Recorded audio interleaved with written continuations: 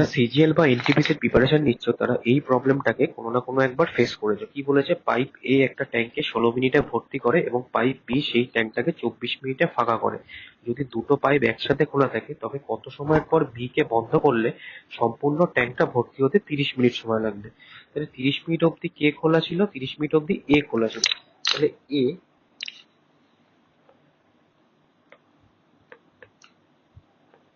এ 16 মিনিটে কত অংশ ভর্তি করে? এক অংশ ভর্তি করে। তোমার 30 মিনিটে কত অংশ ভর্তি করবে?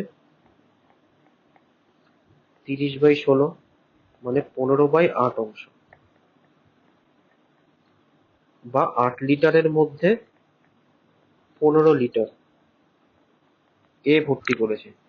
এই যে এক্সট্রা এ যতটা ভর্তি করছে সেই অংশ, সেই পরিমাণ জলটাই বি থেকে বেরিয়ে গেছে। তার মানে এক্সট্রা এ কতটা অংশ জল বেশি ভর্তি করেছে? 60/8। এই পরিমাণ জলটাই বি পাইপ দিয়ে বেরিয়েছে। ঠিক আছে, তার মানে বি 7/8 অংশ জলকে ট্যাঙ্ক থেকে বার করেছে। তো বি এক অংশ বার করতে সময় নেয় 24 মিনিট, সুতরাং 7/8 অংশ পরিমাণ জল বার করতে সময় নেবে ইকুয়াল টু 21 মিনিট। এই হলো অ্যান্সার এবং সব থেকে এই অঙ্কটার বেস্ট সলিউশন। Thank you.